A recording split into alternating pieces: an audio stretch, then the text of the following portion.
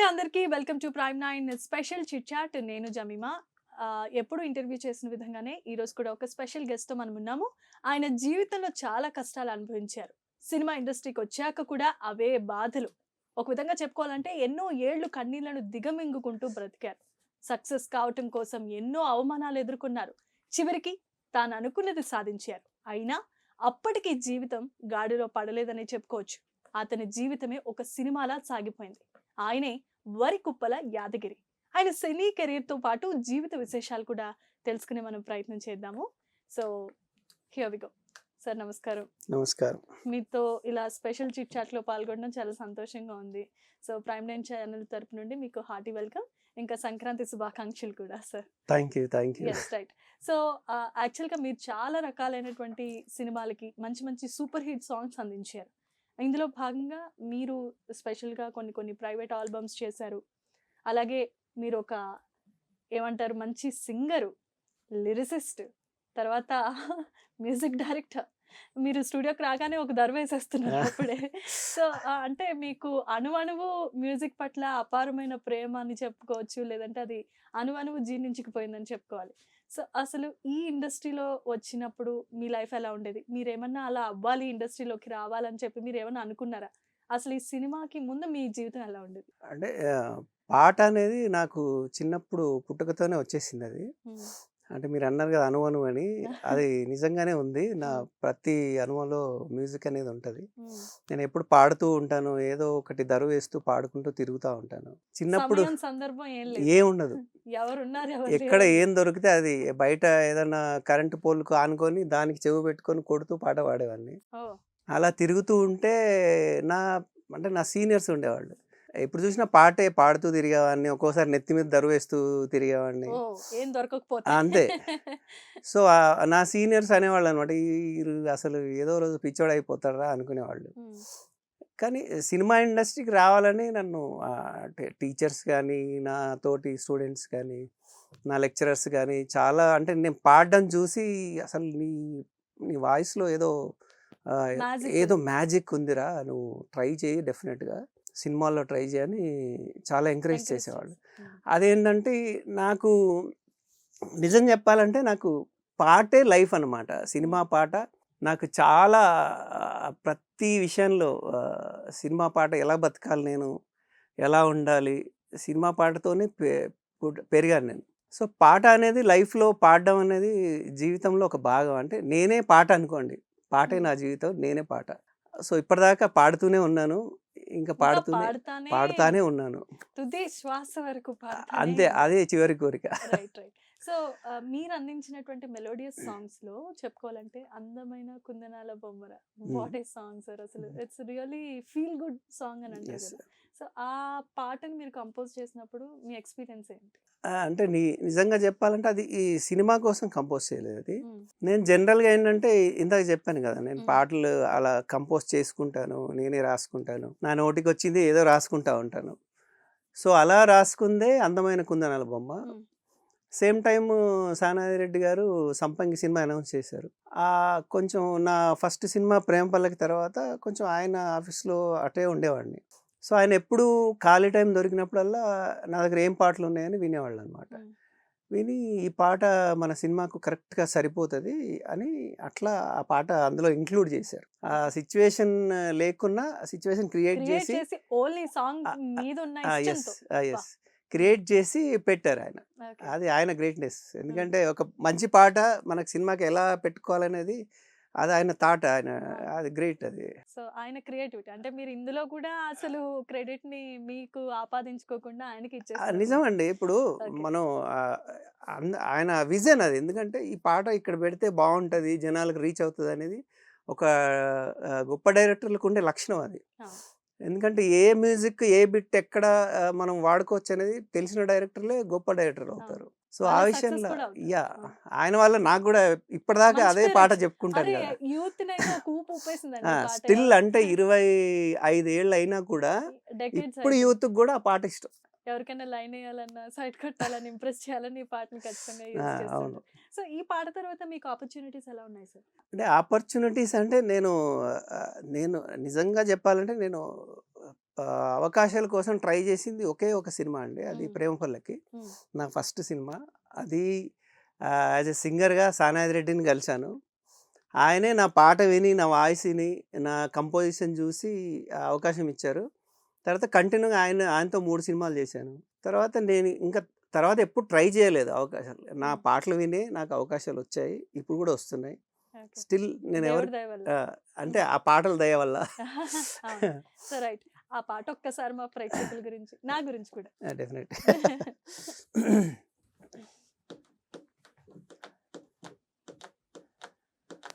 అందమైన కుందనాల బొమ్మరా, చందనాల నవ్వు చల్లిపోయేరా, అందమైన కుందనాల బొమ్మరా, చందనాల నవ్వు చల్లిపోయేరా, ఈ ఇంటివనితో మరి నా ఎదమీటిపోయే చలి, ఈ చోట ఉందో మరి నా ప్రియమైన సుందరి, అందమైన కుందనాల బొమ్మరా, చందనాల నవ్వు చల్లిపోయేరా,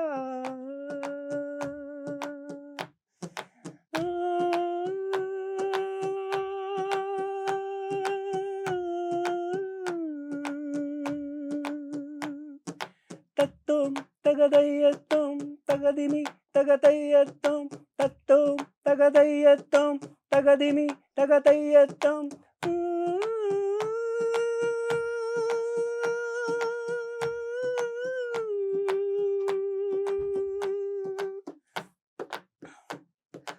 అనుకోకుండానే నేను చూశాను ఆమెను,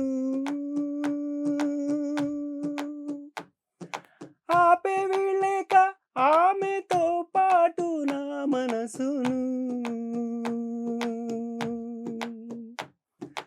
అనుకోకుండానే నేను చూశాను ఆమెను,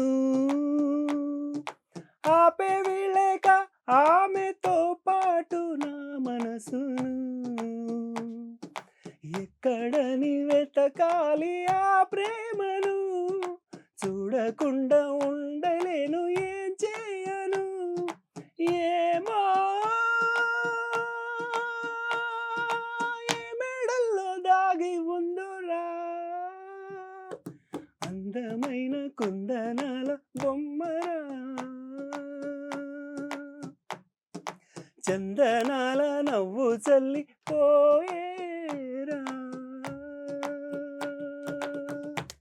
వండర్ఫుల్ సార్, వండర్ఫుల్. అసలు ఓకే, మళ్ళీ ఆ వెనక్కి తీసుకొని వెళ్ళారు అసలు.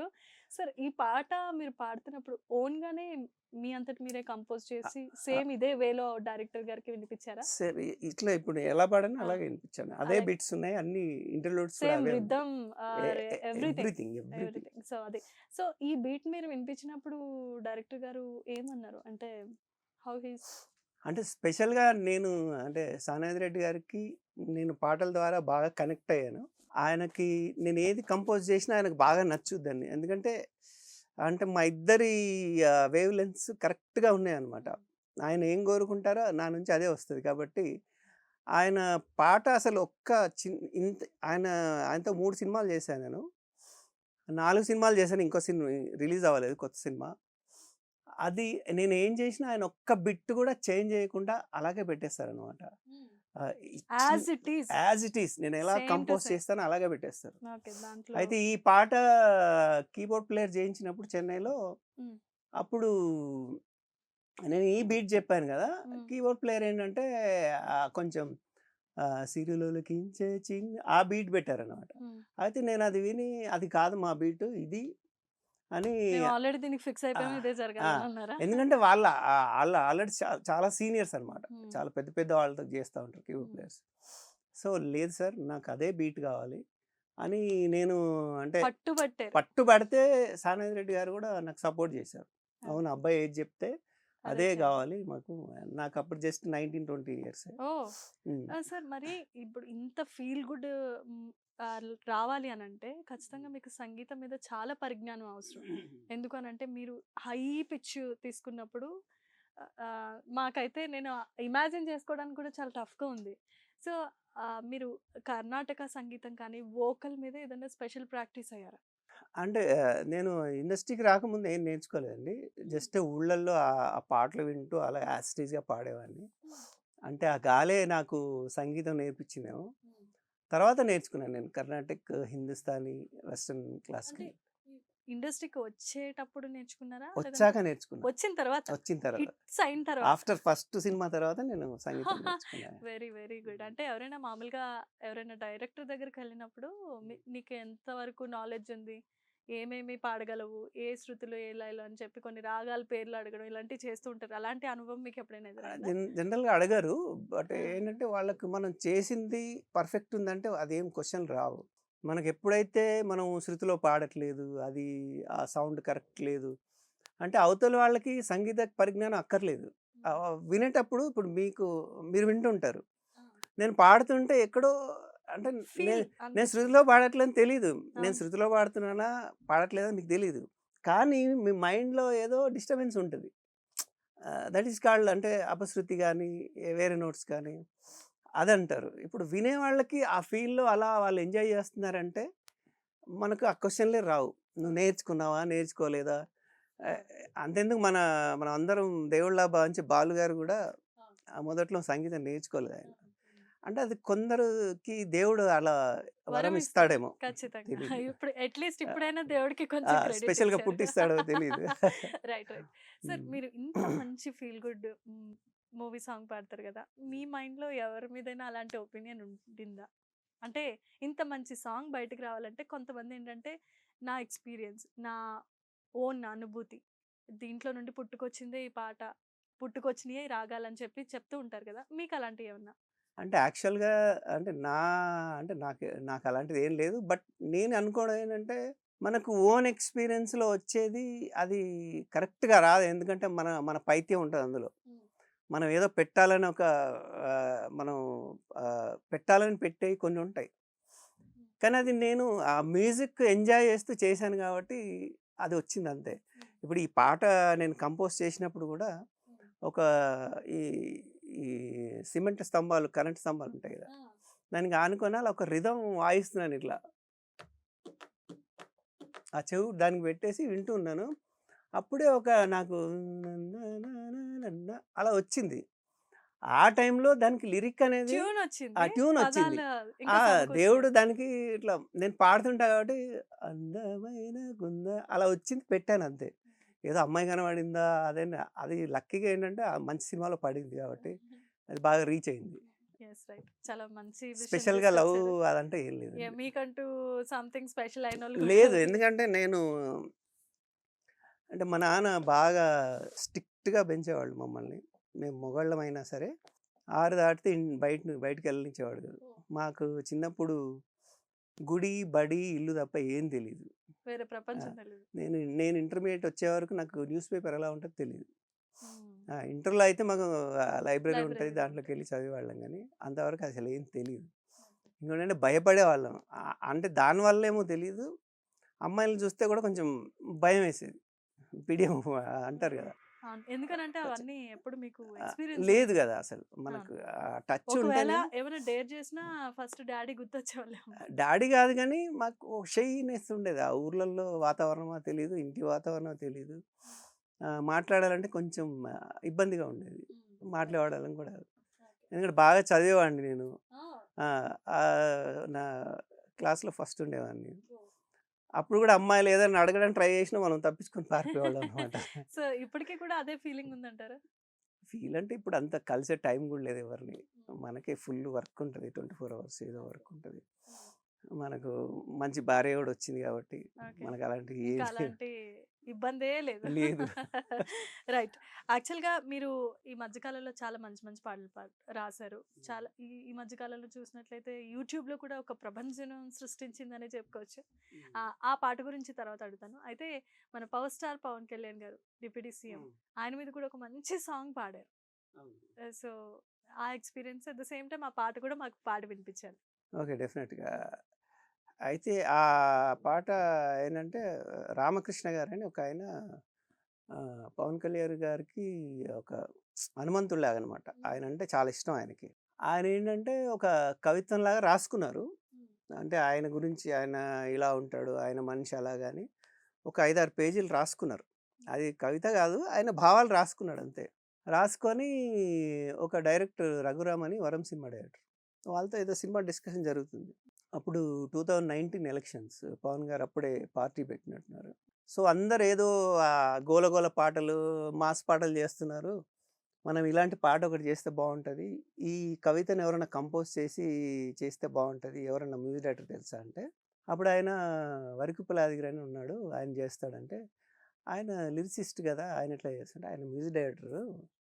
ఆయన బాగా కంపోజ్ చేస్తాడు. ఒకసారి పిలవండి అంటే, వెళ్ళాను నేను. ఆయన ఒక 5, 6 పేజీలు ఇచ్చి, ఇది ఇది నేను రాసానండి. ఎండింగ్స్, స్టార్టింగ్స్ నాకు తెలీదు. ఏదో నేను రాసుకున్నా ప్రేమతో. అది మీరు పాటలాగా చేయాలి. ఏమన్నా వర్డ్స్ ఉంటే మీరే పెట్టండి. మీరు రైటర్ కాబట్టి మీరే పెట్టండి దానికి అని చెప్పి నాకు పంపించారనమాట. నేను ఆయన కవితలన్నీ ఆ వర్డ్స్ అన్నీ తీసుకొని ఒక 20 లైన్లుగా కూర్చుకొని ఎండింగ్స్, స్టార్టింగ్స్ అన్నీ నేను రాసేసుకొని ఒక్క లైన్ ఒకటి నేను కొత్తగా రాశాను. 'జనగణమన మాతడు జనసేనై కదిలాడు' అనేది నేను రాసి దాన్ని ఒక 2 ట్యూన్‌లు చేశాను. ఇప్పుడు ఉన్నది ఒక ట్యూన్, ఇంకో ట్యూన్. 2 చేస్తే 2 వినిపించాను ఆయనకు. అసలు ఫస్ట్ ఆయన వినంగానే అలా షాక్ అయిపోయి, అమ్మో! ఈ పాటలు ఇంతుందా అసలు? మనం ఇమ్మీడియేట్‌గా ఈ పాట చేయాలని అప్పుడు ఆయన బడ్జెట్ అంతా ఇచ్చేసి అన్నీ లైవ్ వెళ్ళి చెన్నైలో వేసుకొని పాడి రఫ్‌గా పవన్ గారికి పంపించామనమాట. మీడియేటర్స్ ద్వారా. పంపిస్తే ఆయన విని చాలా డిఫరెంట్‌గా ఉంది పాట. డెఫినిట్‌గా చేద్దాం. పూర్తి చేయమని చెప్పండి అని చెప్పారనమాట. Permission granted. గ్రాంటెడ్. సో, దాని తర్వాత అన్నీ లైవ్ ఇన్‌స్ట్రుమెంట్లు అవన్నీ ఏసి గ్రాండ్‌గా మిక్స్ చేసి దాన్ని ఒక వీడియో ఆయన ఆయన వీడియోలన్నీ పెట్టి వీడియో చేసేసి ఆయనకు పంపించాం. ఓకే. పంపించాక ఆయన విన్నారు. రామకృష్ణ గారు నాకు ఫోన్ చేశారు. పవన్ గారు బాగా మెచ్చుకున్నారు. ఎస్పెషల్లీ నీ వాయిస్ బాగా నచ్చింది ఆయనకు. ఎనీ టైమ్ మీకు ఫోన్ చేస్తారు. మీరు రెడీగా ఉండండి అని నాకు నంబర్ పంపించారు. సో, నేను వెయిటింగ్ అనమాట. ఫోన్ అది పట్టుకొని బాగుండుంటారు. అంటే అంతకుముందు నేను కాటమరాయుడు పనిచేశాను. ఆహా! ఎక్స్‌పీరియన్స్ ఉంది. బట్ అప్పుడు కలవలేదు ఆయన్ని. సో, ఎనీ టైమ్ ఫోన్ చేయొచ్చంటే అది డిసెంబర్‌లో మేము పూర్తి చేసాం. ఆయన జనవరిలో నన్ను కాల్ చేసి పిలిపించారు గెస్ట్ హౌస్‌కి. పిలిపించి అసలు ఒక గంట, 2 గంటలు మాట్లాడారు. ఆయన కూడా త్రివిక్రమ్ గారు కూడా ఉన్నారు.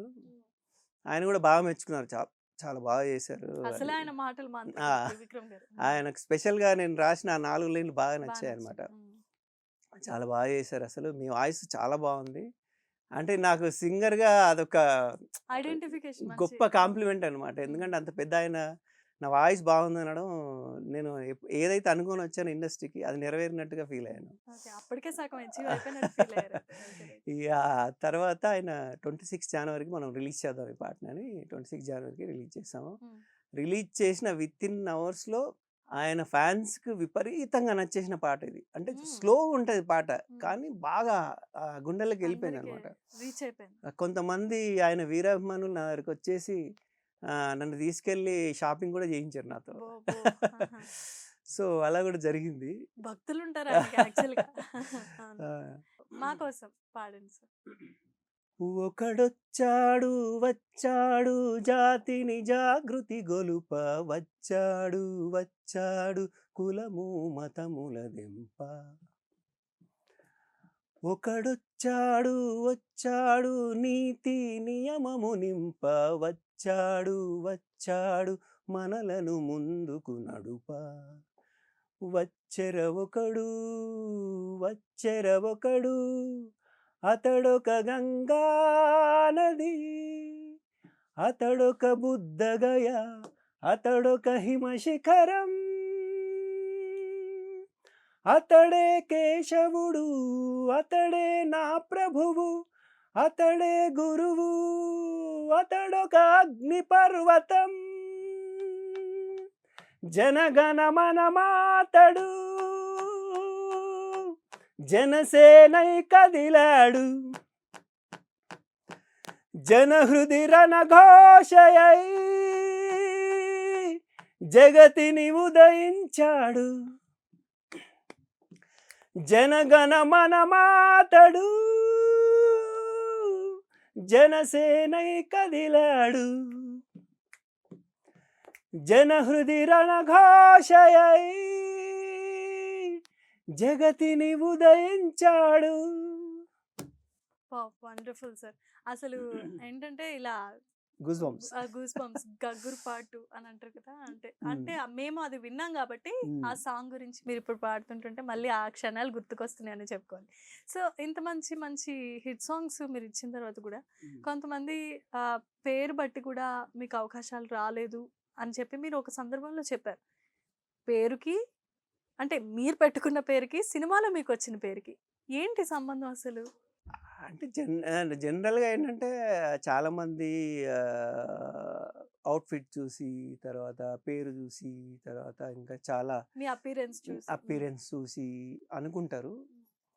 స్టిల్ నేను ఇన్ని పెద్ద మెలోడీ సాంగ్స్ హిట్లు ఇచ్చాను నేను. సినిమా చూపిస్తామా కానీ, మొన్న తేనె పలుకుల అమ్మాయి కానీ, అందమైన కుందనాల బొమ్మ కానీ, అన్ని మెలోడీ హిట్స్ ఉన్నాయి నా పెద్ద దగ్గర. సినిమాలకే ఇచ్చారు మీరు యాక్చువల్గా.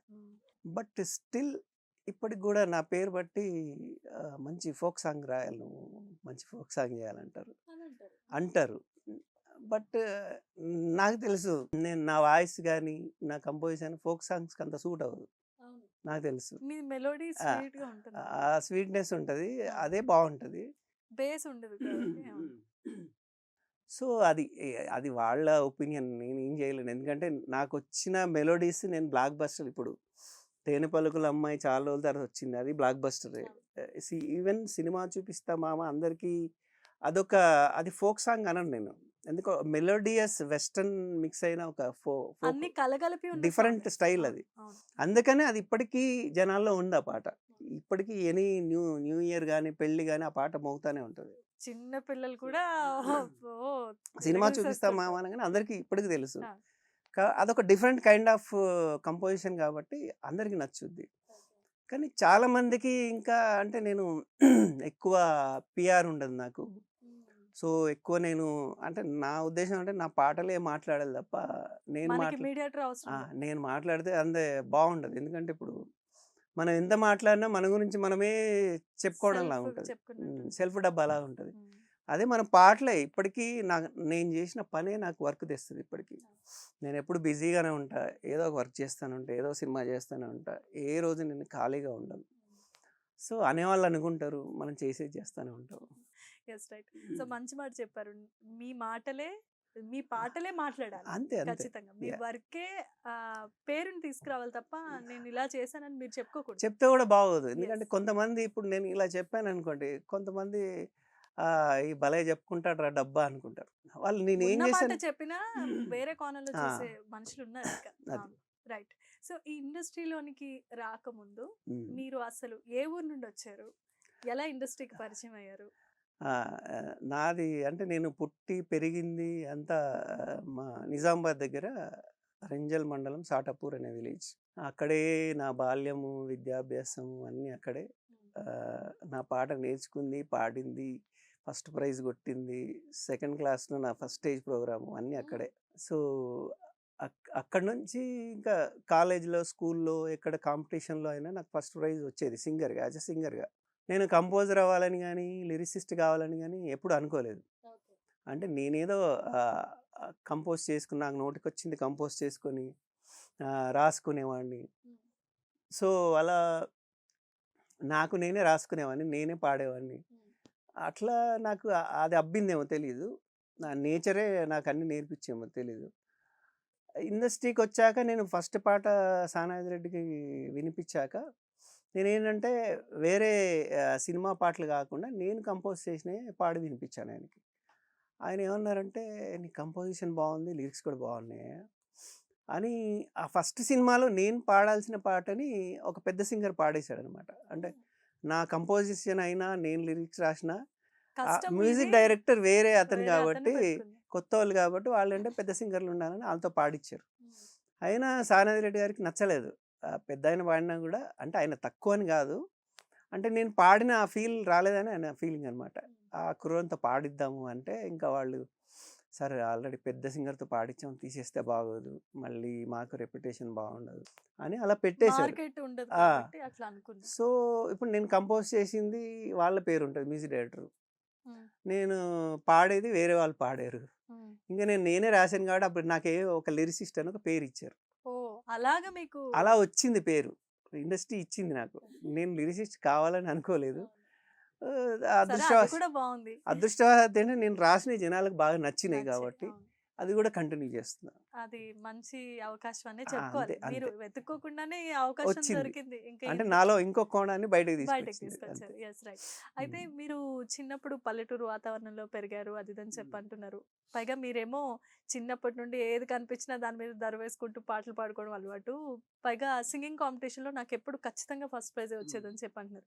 మీరు ఫంక్షన్స్‌కెళ్ళేటప్పుడు మీతో హ్మ్. స్పెషల్‌గా పాడించుకోవటము, ఏదన్నా స్పెషల్ అకేషన్ జరిగినప్పుడు మనోడితో ఒక పాట పాడించండి అని చెప్పుకోవడం. అలాంటియి ఏమైనా జరిగేవా? పండగలు, పబ్బాలొచ్చినప్పుడు? ప్రతీదీ అండి. ఇప్పుడు నేను అంటే జనరల్‌గా ఎక్కువ బయటికెళ్ళేవాడిని గాదు. హ్మ్.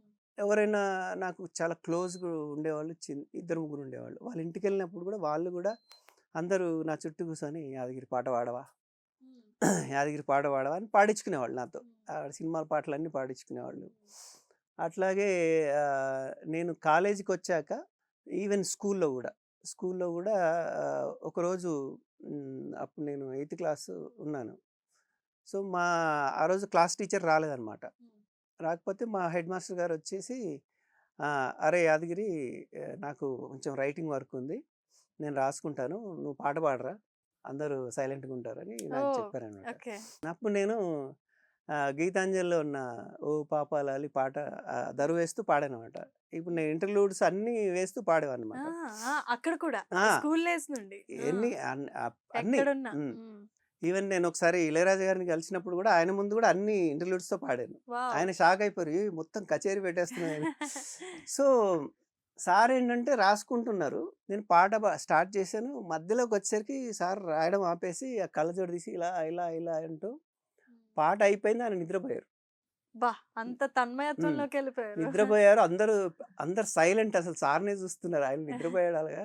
ఆయన ఉలిక్కిపడి లేసి ఆయనన్నాడనమాట. "అసలు నీ వాయిస్‌లో ఏదో ఉందిరా మ్యాజిక్ అసలు. నాకు నిద్రొచ్చేసింది. ప్రశాంతంగా ఎప్ పండుకున్నారు ఎప్పుడైనా క్లాస్‌లో. రికార్డ్ చేసి చూసుకోరా నీ వాయిస్‌లో ఏదో మత్తుంది. హ్మ్. నువ్వు చాలా గొప్పోడు ముందుకెళ్తావురా అవుతావు. భవిష్యత్తులో. హ్మ్. గొప్ప ఫ్యూచర్ ఉంటది నీకు" అని అప్పుడు ఆయన కాంప్లిమెంట్ ఇచ్చారనమాట. ఓకే. సో, అట్లా నేను ఇంటర్‌కొచ్చాక గూడా ఖాళీ టైంలో అంటే మాకు 8:00కి మ్యాథ్స్ క్లాస్ ఉండేది. హ్మ్. నేను ఎంపీసీ. హ్మ్. సో, 8:00కి బస్ ఏంటంటే 6:00 ఉండేది మా ఊర్లో. హ్మ్. హ్మ్. నేనెళ్ళేసరికి 6:35, 7 అయ్యేది. అది last bus. Last bus. First bus అదే ఇంకా దాని తర్వాత 9 వరకు బస్ లేదనమాట. ఓహ్! ఎళ్లి క్లాస్ రూమ్‌లో కూర్చొని పాటలు పాడుకునేవాడిని హ్యాపీగా. హ్మ్. ఇద్దరు, ముగ్గురు ఫ్రెండ్స్ వచ్చి విని అందరూ మా తెలుగు మాస్టర్‌కి చెప్పారనమాట. హ్మ్. లెక్చరర్‌కి. హ్మ్. "ఈయన చాలా బాగా పాడతారు సార్ పాటలు" అది ఇది అని. హ్మ్. ఆ ఇంటర్‌లో ఏంటంటే తెలుగు క్లాస్ రూమ్ చాలా పెద్దగా ఉండేది. అంటే ఈ వేరే సబ్జెక్ట్ వాళ్ళు కూడా వచ్చేవాళ్ళనమాట. ఆ! ఆ లెక్చరర్ అంతా బాగా చెప్పేవాడు. హ్మ్.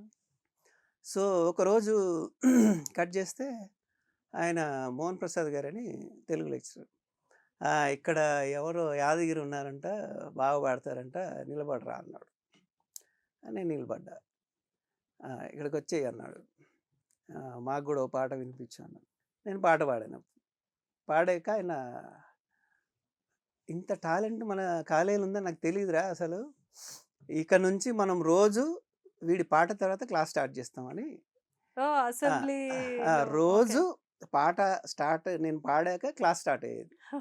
అలా ఉండిందనమాట. ఓకే. ఓకే. సో, అలాగా తెలుగు మాస్టర్ దగ్గర హ్మ్. నుండి మార్కులు కొట్టేసారు. అందరూ మెచ్చుకునేవాళ్ళు. అట్లా కొంచెం మనకు ఎంకరేజ్‌మెంట్ వచ్చేది. హ్మ్. గీతాంజలి పాట. ఆ! సరే పాడండి. ఓ పాప లాలి జన్మకే లాలి ప్రేమకే లాలి పాడనా తీయగా ఓ పాపాలాలి జన్మకే లాలి ప్రేమకే లాలి పాడనా ఓ పాపాలాలి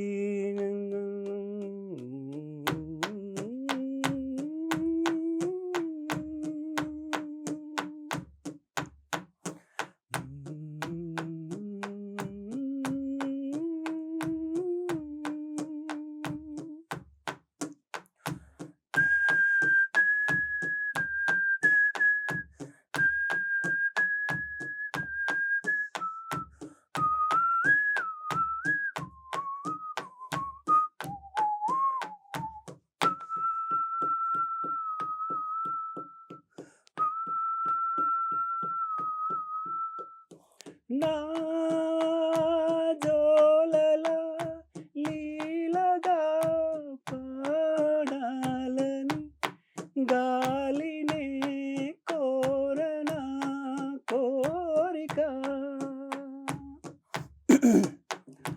నీ సౌవడే సన్నగా ఉండాలని కోరనా గుండెనే కోరిక కలలారని పసిపాప తలవాల్చిన ఒడిలో తడి నీడలు పడనీకే ఈ దేవత గుడిలో చిరుచేపల కను పాపలకిది నా మనవి ఓ పాపాలాలి జన్మకే లాలి ప్రేమకే లాలి పాడనా తీయగా ఓ పాపాలాలి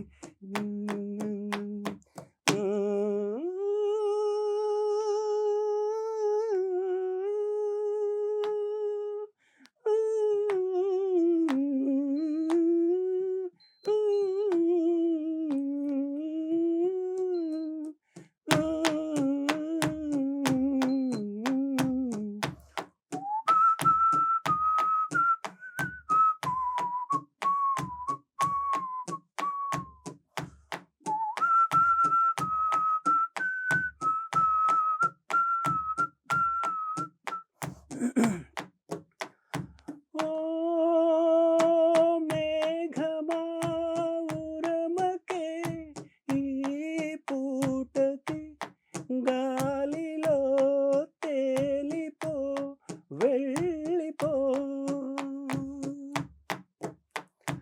ఓ కోయిలా పాడవే నా పాటని తీయని తేనెలే చల్లిపో ఇరు సందెలు కదలాడే ఎదవూయల ఒడిలో సెలయేరుల అలపాటే వినిపించని గదిలో చలి ఎండకు సిరి వెన్నెలకిది నా మనవి ఓ పాపాలాలి జన్మకే లాలి ప్రేమకే లాలి పాడనా తీయగా ఓ పాపాలాలి జన్మకే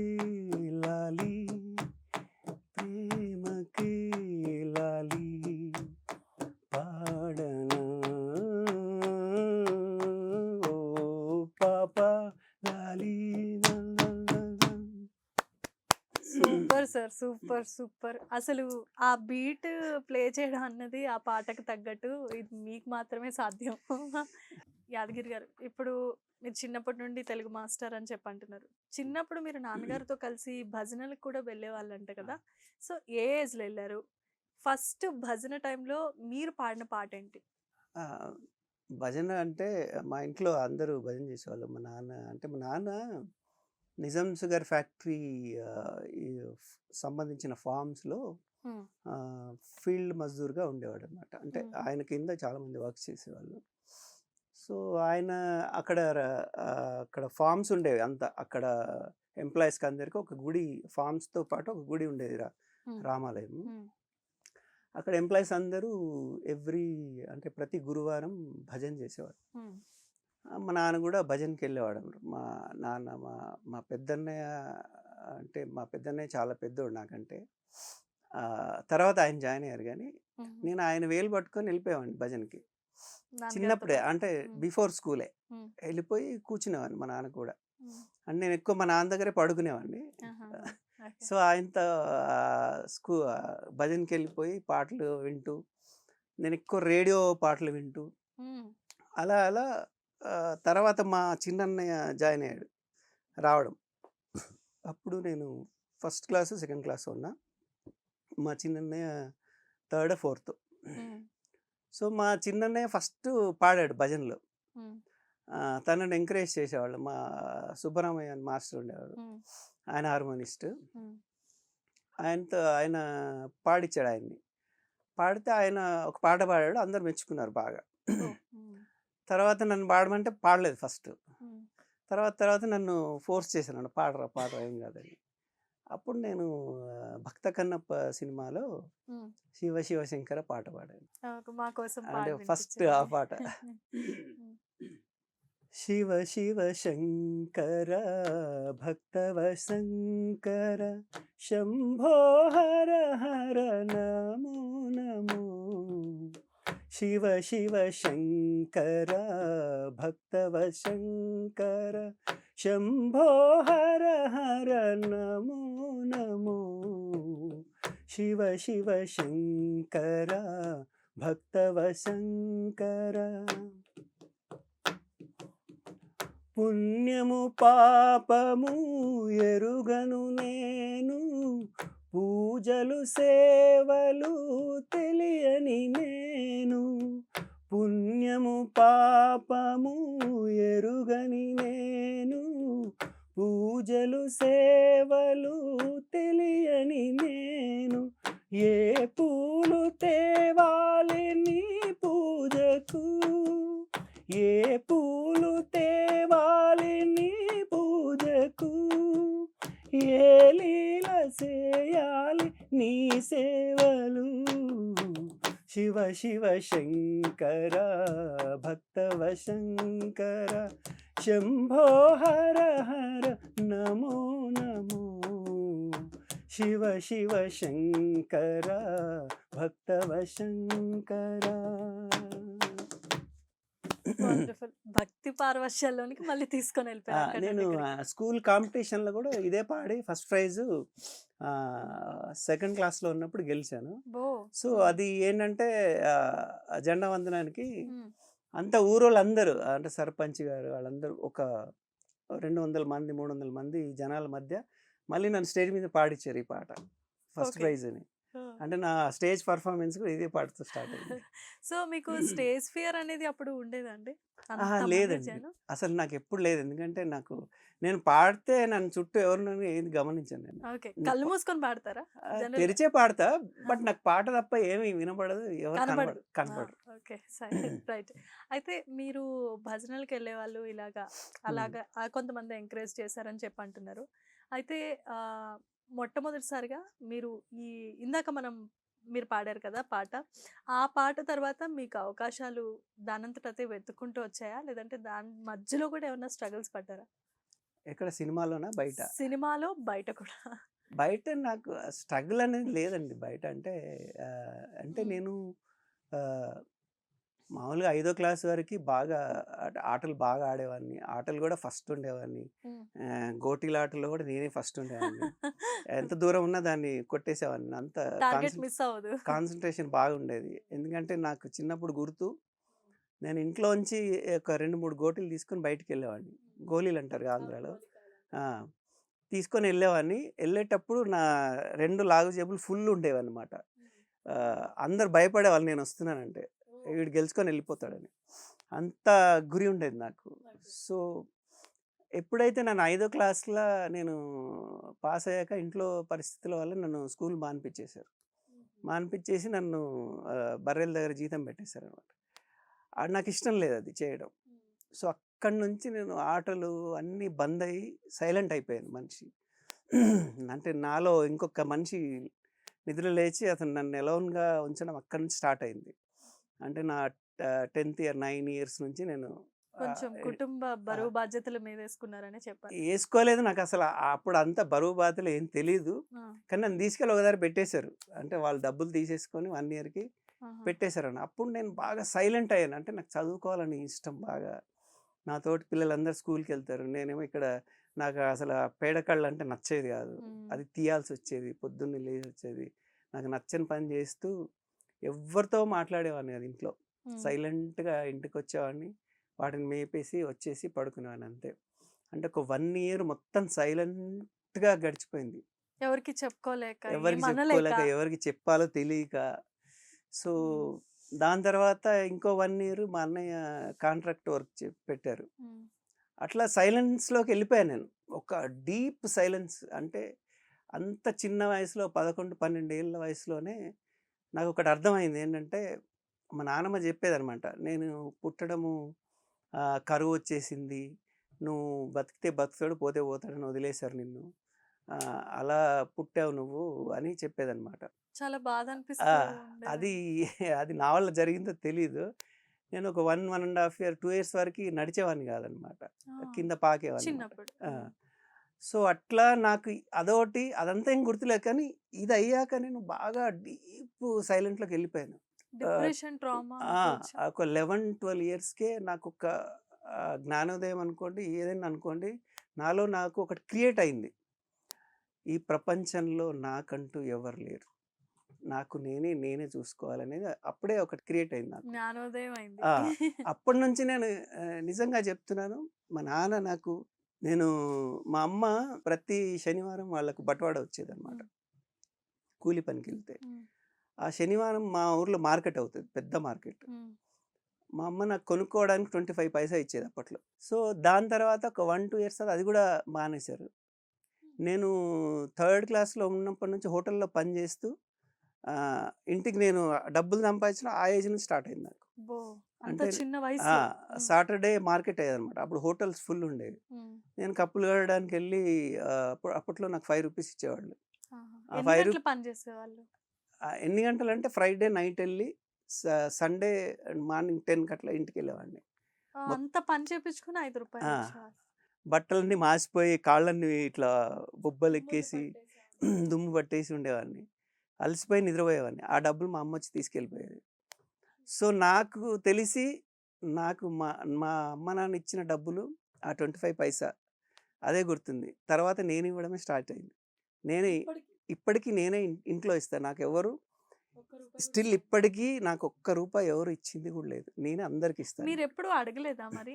మీరు కష్టపడింది గదా! మీకు కొన్ని కొన్ని కోరికలుంటాయి. మీ తోటి పిల్లలు అవి ఇవి కొనుక్కుంటూ ఉంటారు. మీకు సరదాగా కొనుక్కోవాలనిపిస్తది. పరిస్థితుల వల్ల కొనుక్కోలేకపోయేవాళ్ళు. మరి అనిపించలేదా? ఎప్పుడు కో కోపం రాదా? అంటే అలాంటి కోరికలేమి ఉండేవి గాదు. అంటే మేబీ నాకు ఈ పాట వల్లనేమో తెలీదు. నాకు అది కొనుక్కోవాలి, ఇది కొనుక్కోవాలి, అలా ఉండాలి, ఇలా ఉండాలని అసలు ధ్యాసే లేదు నాకు.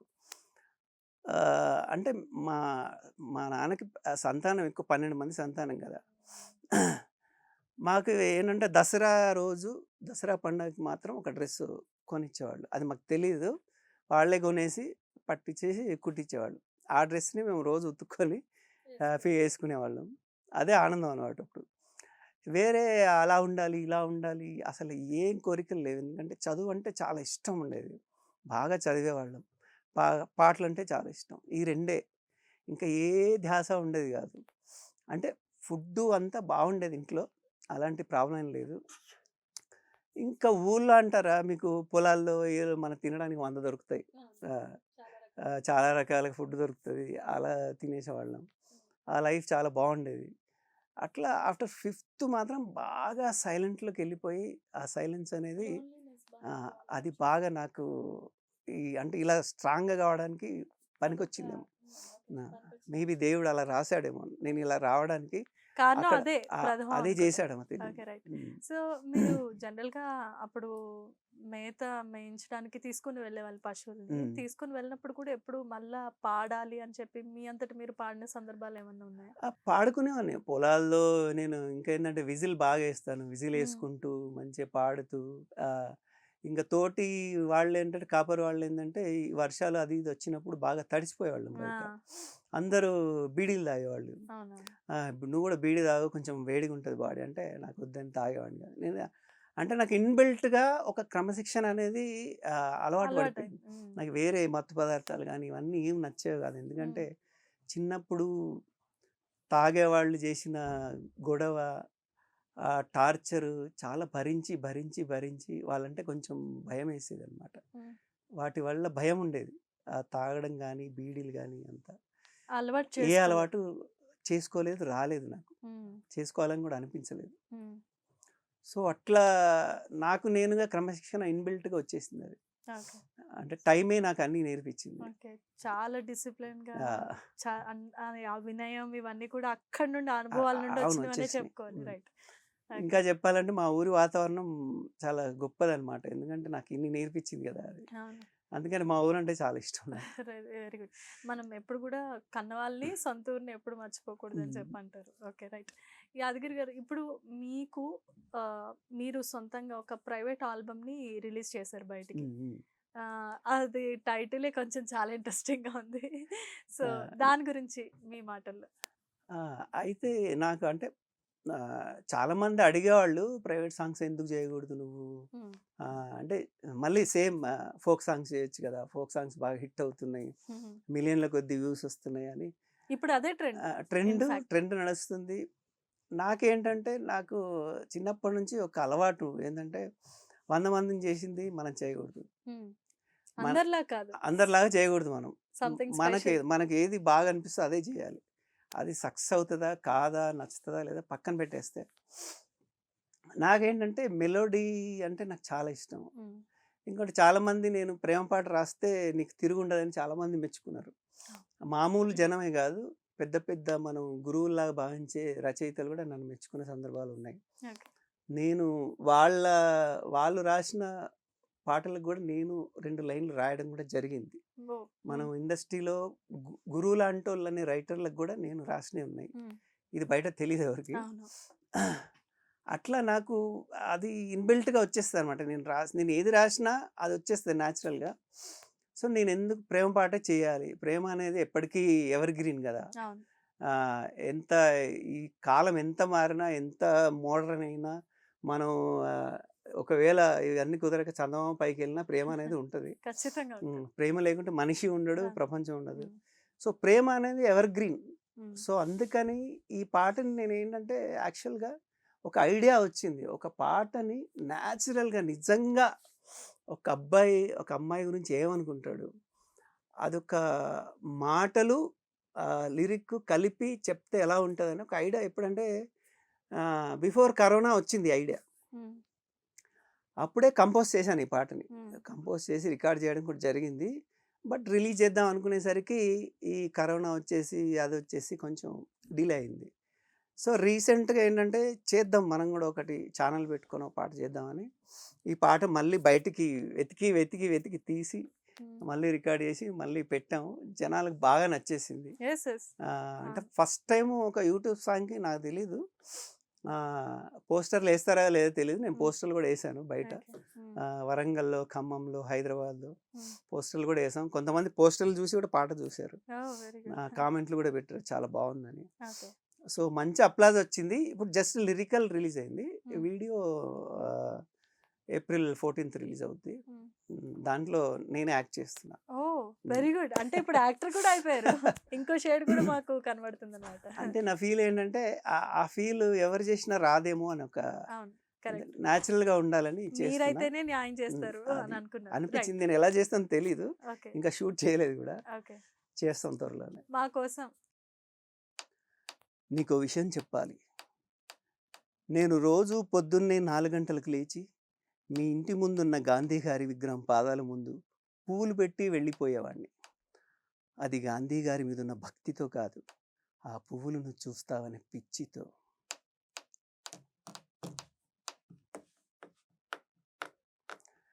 నీదే నీదే నా ప్రేమ నీదే,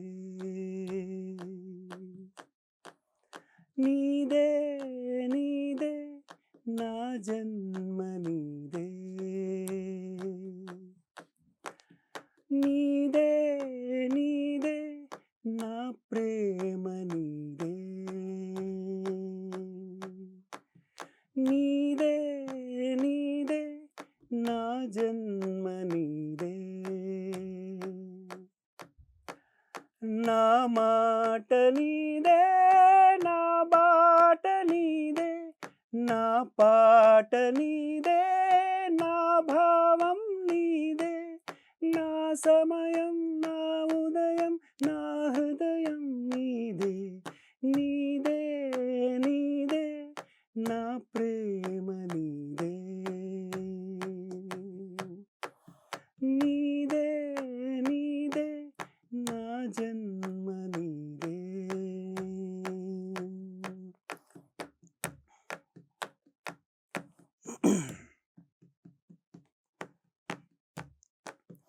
అసలు నీ మీదుంది ప్రేమ కాదు, ఇష్టం. ప్రేమంటే నువ్వు కూడా ప్రేమించాలని ఒక పిచ్చి ఉంటుంది. అదే ఇష్టం అంటే అది చెప్పలేను, ఎంతుందో చెప్పలేను, ఎలా ఉంటుందో చెప్పలేను.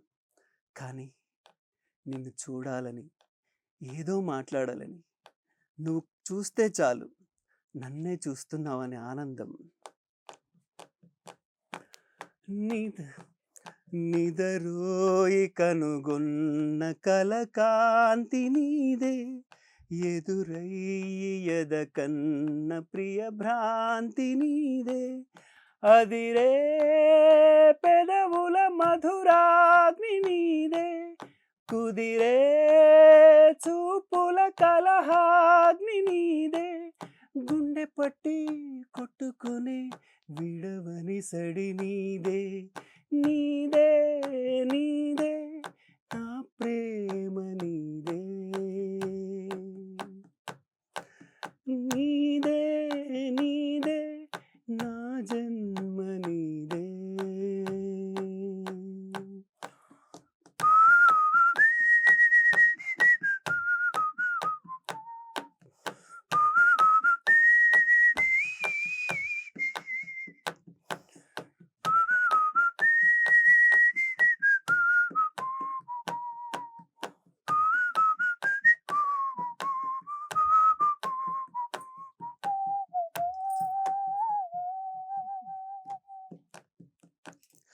అసలు నీతో మాట్లాడాలని, నీకెన్నో విషయాలను చెప్పాలని ఉంటుంది. కానీ నువ్వు ఒక్కసారి ఎదురైతే చాలు, అసలు నా అడుగు లేచి ఇంకో అడుగులో పడదుగా. అలా ఉండిపోతానంతే, నన్ను నేనే మర్చిపోతాను. నీకు గుర్తుందా ఒకరోజు నీతో మాట్లాడాలని వెనక నుంచి నిన్ను పిలుస్తూ పరిగెత్తాను, కానీ నా గొంతులోంచి నీ పేరే వినిపించట్లేదు. నువ్వు నన్ను నవ్వుతూ చూస్తుంటే అలాగే చూస్తూ ఆయాసపడుతూ నిలబడిపోయాను.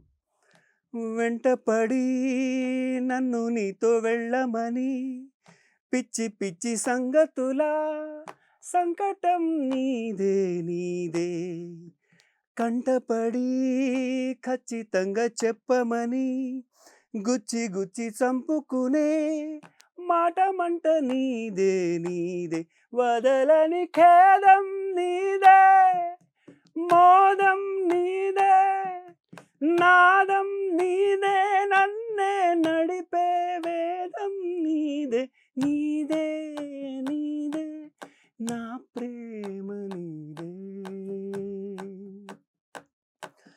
నీదే నీదే నా జన్మ నీదే, నా మాట నీదే, నా బాట నీదే, నా పాట నీదే, నా భావం నీదే, నా సమయం నా ఉదయం నా హృదయం నీదే, నీదే నీ మహిమ నీదే. అందరూ అనుకుంటారు నేను ఒంటరిగా పిచ్చోళ్ళలాగా తిరుగుతూ ఉంటానని. కానీ నీకు తెలుసా, నేనెప్పుడూ నీతోనే ఉంటాను. నిన్ను చూస్తూనే ఉంటాను. నువ్వు కనిపించకపోతే, నా ఊహ నిన్ను చూపించకపోతే, పెద్ద పెద్ద శబ్దాల మధ్య మౌనంగా గట్టిగా ఏడుస్తాను. నా చుట్టూ, నా వెనక, నా పక్కన ప్రతి చోట నిన్ను చూస్తూనే ఉంటా. నీతో మాట్లాడుతూనే ఉంటా. ఇప్పుడు కూడా నిన్ను చూస్తూనే ఉన్నా. వావ్!